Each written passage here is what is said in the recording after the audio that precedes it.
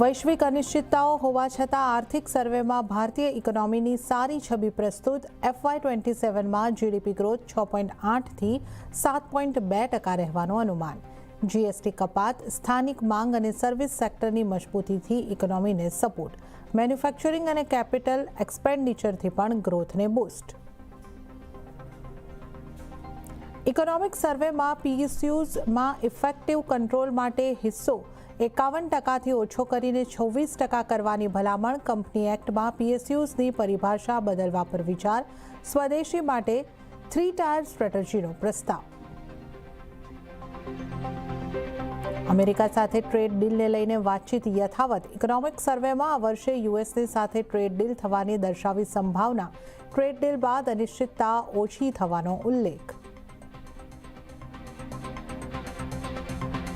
और अब तो हम रिफॉर्म एक्सप्रेस पर चल पड़े हैं, बहुत तेजी से चल पड़े हैं. ઇકોનોમિક સર્વેની જાહેરાત પહેલા પીએમ મોદીનું નિવેદન. કહ્યું, યુરોપિયન યુનિયન સાથે થઈ મધર ઓફ ઓલ ડીલ્સ. 2026ના બજેટમાં 2047ના લક્ષ્યને પ્રાપ્ત કરવા ઉપર ખાસ ફોકસ. 1 ફેબ્રુઆરીએ નાણામંત્રી રજૂ કરશે બજેટ.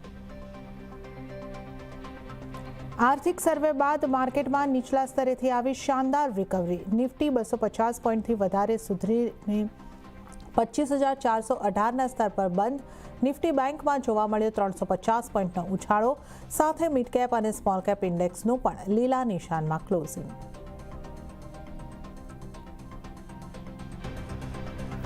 બજારમાં મંદીનો વાયરો છતાં બુલિયનમાં તેજી. MCX ઉપર ચાંદીનો ભાવ પહેલીવાર 4 લાખને પાર, જ્યારે સોનાનો ભાવ 1,90,000ને પાર. સોના અને ચાંદી સાથે જોડાયેલા શેર્સ અને ETFમાં જોરદાર ઉછાળો. અને પંચતત્વમાં વિલીન થયા અજીત પવાર. દીકરા પાર્થ પવારે આપી મુખાગ્નિ.